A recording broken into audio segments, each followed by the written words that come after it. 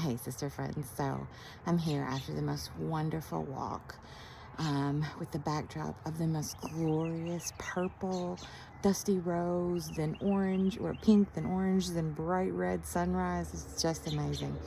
I'm thinking about something that I had already tried to make a video about, and it seems that I keep doing this where I'm making these videos and then the Lord just reveals more. So I think I need to just start making videos and sitting on them, letting the Lord develop them. That's one thing I'm learning a whole lot about in my life right now, slowing down and letting the Lord develop the plan that He's given, that He's set aside for us from beginning of time, and letting Him develop that and not taking that on myself, just slowing down. Anyways, so the thing I'm thinking about, um, we need to try to sit at tables we don't belong at. So here's where this idea started. So last week we had to take baby girl Ember. Harley and I had to take her to the doctor up in Nashville. And when we were done, we decided let's grab a little breakfast. It was still pretty early. And so we went to a restaurant. And I'll just say, I'm not going to name the restaurant. I'm just going to say it's in the Gulch. So those of you who are from this area, you understand that the Gulch is bougie. These are some fancy folks. Let me just put it in this picture for you, or give you this picture. The lady next to us was wearing sequins at 10 o'clock in the morning, on a Monday morning, mind you. And so us in our sweatshirts and our comfy, look, I had on makeup. Anyways, we did not fit in there. But it became even more clear that we didn't fit in when we leaned in to pray. And the room changed when we did. And I recognized it. We didn't really talk about it until we left. And I was like, is it because of what we were wearing or what? And Harley was like, no, that changed when we prayed. And and I'm not just making this up either. There was a waiter on one side of us who tended to the table, then walked around us and asked the other people. He leaned in and said, "Are y'all okay?"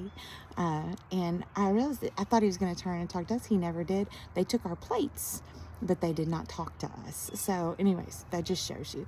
And listen, I'm not trying to be the great martyr or anything like that. I wasn't doing anything fancy. I was just doing what we do.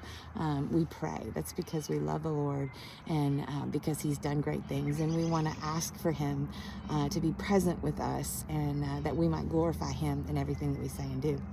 So then this idea, though, started to develop. I made the video on that, and I was actually making some oatmeal brownies, or not brownies, they're oatmeal bars, when I made that video, because I was just trying to get out my stress with some healthy comfort food. So I will put that recipe in this vlog.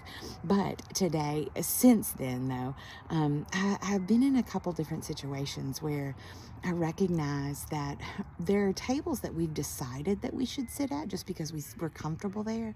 But then there are tables that the Lord puts us at, some of which we are not welcome, some of which we are welcome, but it's not what we should align ourselves with, some of which where we're uncomfortable and have to learn how to sit there, and one of which was on Saturday. I went to this amazing class, this a counseling technique, a coaching technique, and we were 2 days there. But the first night we were there, they began to go around the room, and everybody was saying what they do, who they are.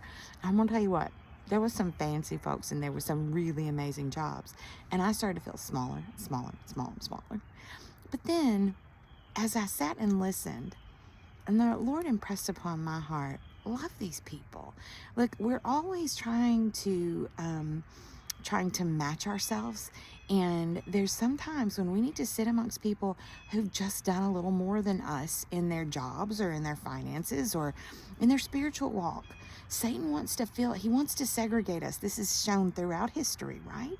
He wants to segregate us. He wants to set us up in these systems where we only bunch up. So anyways, I wrote in the side of my Bible to practice sitting at tables where I don't belong.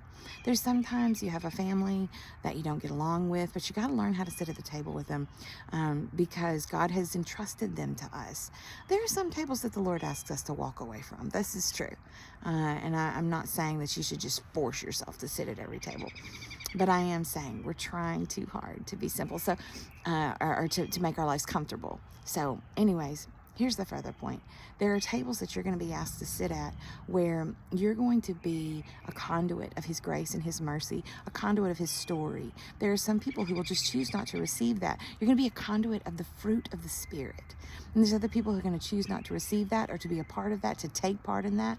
But what you do is you make room for Him every time, no matter how great the turnout is, or no matter how hard the end result is.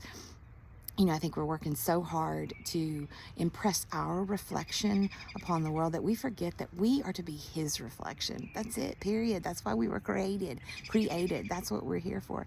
So my sweet friend the other day sent me a song, Make Room. And it's not the Christmas song, Make Room, which is absolutely beautiful, by Casting Crowns. There's another song, Make Room, and it's really talking about, I want to give myself to you. I want to live in surrender to you. I want to be a part of you. And so anyways, I just challenge you. I don't know what table you're sitting at that you don't feel a part of. And we talked about a few times ago where I feel like I don't fit in anywhere, but you know what? That is that's like a cloak that Satan is trying to put over us, and the Lord is speaking into us today.